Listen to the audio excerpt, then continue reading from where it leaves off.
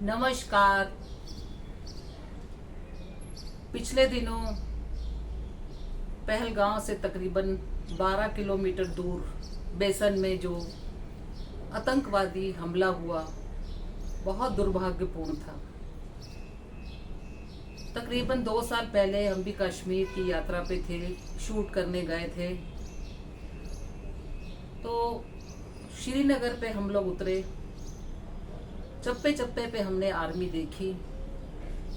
श्रीनगर में हम रुके, कैमरा ऑन करें तो आर्मी का क्वेश्चन मार्क चेहरे पे देखने को मिलता और हमको बंद करना पड़ता कैमरा। उसके बाद में हम लोग बारामूला गए, वहाँ पे भी आर्मी, चप्पे चप्पे पे आर्मी।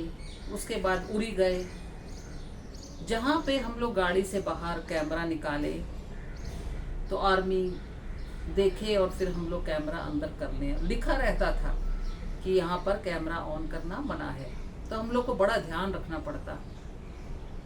उरी पे जो है लास्ट हम लोग जा सकते हैं सिविलियंस। उरी के बाद मुजफ्फराबाद, वहाँ पे हम लोग का अलाउ नहीं है, वहाँ गोलीबारी हमेशा होती रहती है। बहुत सेंसिटिव एरिया है क्योंकि वो हिंदुस्तान का आखिरी गांव है। तो उरी में जो है हमारा गुरुद्वारा साहब है, 6वें पातशाही के चरण छो से प्राप्त भूमि है। वहाँ गुरु साहब गए थे जहांगीर के साथ, तो वहाँ तक हम लोग गए, बहुत आर्मी देखी। उसके बाद हम लोग पहलगांव गए। पहलगांव में हमें इक्का दुक्का आर्मी ही दिखी।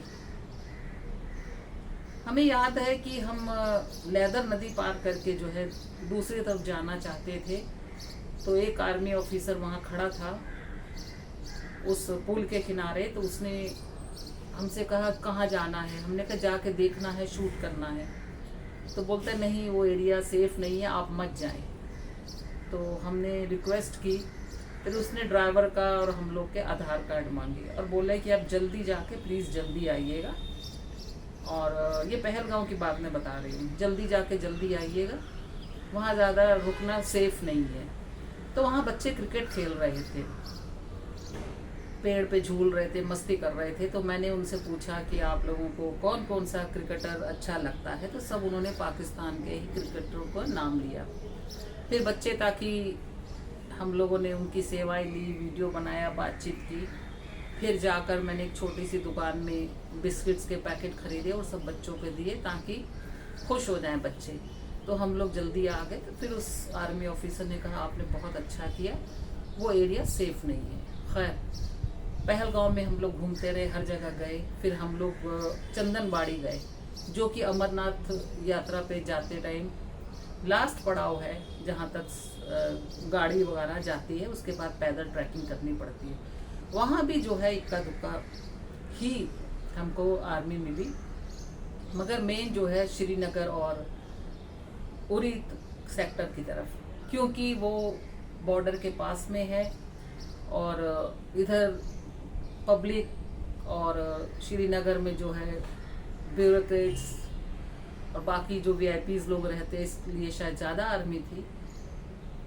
बड़ा दुर्भाग्य है कि आपने उस साइड में आर्मी लगाई है, तो जो पर्यटक जाते हैं, जिनकी वजह से जो है कश्मीर चलता है, क्योंकि 370 हटी थी।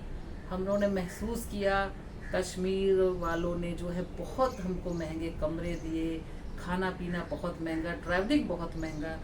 काफ़ी खफा थे वो लोग 370 ख़त्म होने के लिए, बहुत गुस्से में थे उधर के कश्मीरियों से। हम लोगों ने बहुत डरते डरते बातचीत की। तो क्या पर्यटन स्थल पर जो है आर्मी लगाने की जरूरत नहीं थी? कैसे इतने आतंकवादी, पेड़ों के पीछे जंगल है, कैसे इतने आतंकवादी वहां घुस आए? उन मासूमों की जिनकी जान गई, जिनको धर्म पूछकर जो है शूट किया गया, उनकी भरपाई उनके घर वाले कभी कर पाएंगे? नहीं। उनकी कमी कोई पूरी नहीं कर सकता। सिर्फ 4 दिन जो है न्यूज़पेपरों में और मीडिया में आ जाएगा, अफसोस जाहिर करेंगे। यूट्यूब पे अपने वीडियो बनाते हैं, डेथ की फ़ोटो, डेथ की वीडियो लगा लगा कर जो है उस पर भी शर्म आती है। पैसा कमाने पे नहीं चूकते लोग। तो इसका जिम्मेदार कौन है? एक मासूम घोड़े वाला जो दूसरे की हिफाजत करते करते जो है शहीद, कहेंगे हम, शहीद हो गया। कितने जोड़े जो है बिछड़ गए। ये राजनीति कब खत्म होगी? अब सुना है पाकिस्तान का पानी बंद कर रहे हैं, तो मर कौन रही है? गरीब जनता, आम जनता, चाहे यहाँ मरे चाहे वहाँ प्यासी मरे। तो इसका जिम्मेदार कौन है? सियासतदान अपनी सियासत करते हैं, उनको कोई फर्क नहीं पड़ता। अफसोस जाहिर कर दिया, ट्वीट कर दिया या एक दो स्टेटमेंट दे दिए न्यूज़पेपर में या वीडियो में, बस ख़त्म।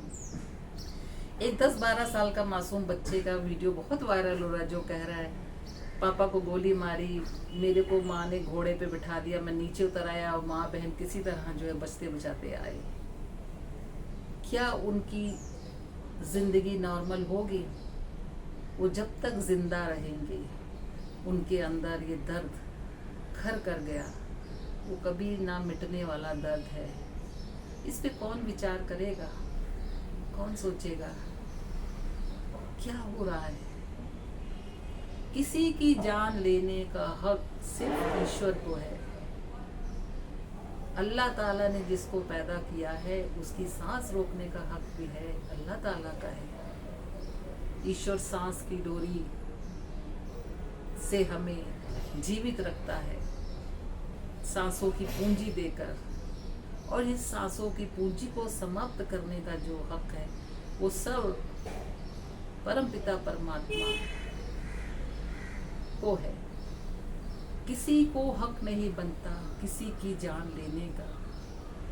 ये इंसान कब समझेगा? कब जागरूक होगा? हम लोग कसाई क्यों बन गए? आतंकवाद का कोई मजहब नहीं होता, सिर्फ सियासतदान अपनी रोटियां सेकते हैं।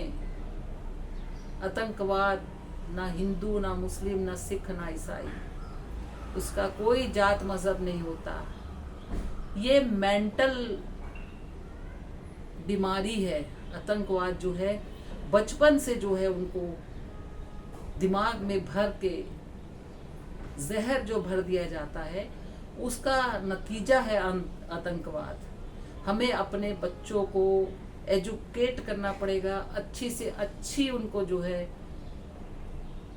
समाज में जो अच्छाइयाँ हैं, ईश्वर की बातें हैं, उनको सिखानी चाहिए, ना कि उनके मन में जो है जहर घोलना चाहिए बचपन से ही, ताकि वो आतंकवादी बने।